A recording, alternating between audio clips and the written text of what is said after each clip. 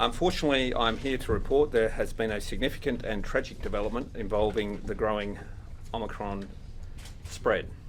Over the space of just a few days, we've seen the number of local infections start to take off.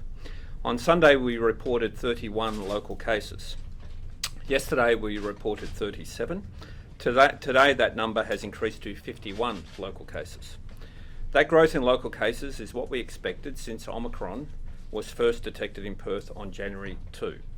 It is no cause for panic. However, we do need to ensure we continue our COVID-safe measures to limit infection risk. But we are starting to see a clearer picture of what we are dealing with Omicron continuing to spread throughout our community.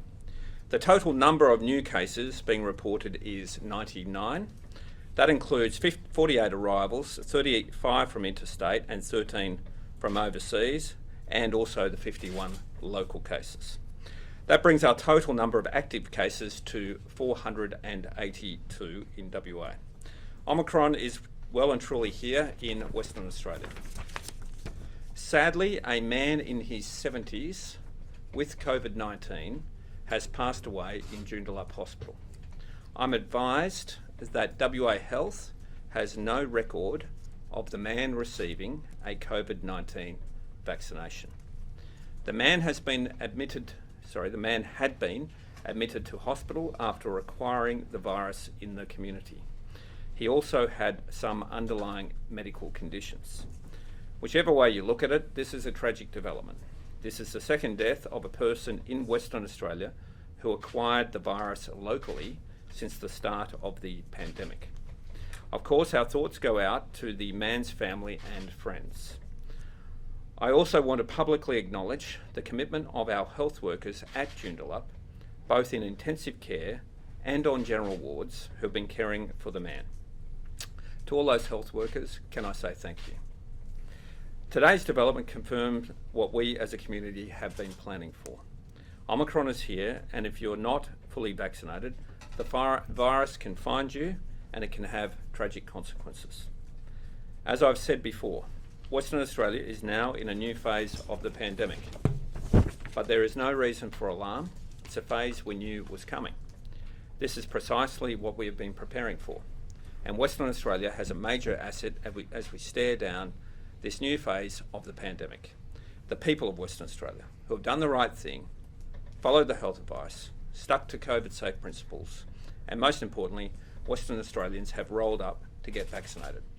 To the point that the West Australian community is now one of the most vaccinated jurisdictions in the world. Western Australia has now reached a major vaccination milestone. Our first dose vaccination rate for 12 plus people has today reached 98.3%. For second dose, it is 94.2%. Our third dose vaccination rate now sits at, for 16 plus, 49.1%. But importantly, 1 million Western Australians have now had their third dose. 1 million people. This is an amazing achievement. 3/4 of those doses were administered in the past 5 weeks alone. That's equivalent to an Optus Stadium's worth of Western Australians getting their third dose every 3 days, which will help protect so many Western Australians as Omicron continues its inevitable spread throughout our state. This is precisely why we made the decision to delay our hard border reopening to give Western Australians the opportunity to get their third dose. Even though our 49.1% third dose rate is impressive, we still want that number to climb higher and higher as quickly as possible. So people, if it's been 3 months since your second dose, don't wait any longer. Omicron is here in Western Australia. Go get your third dose to protect yourself, your family, and our community.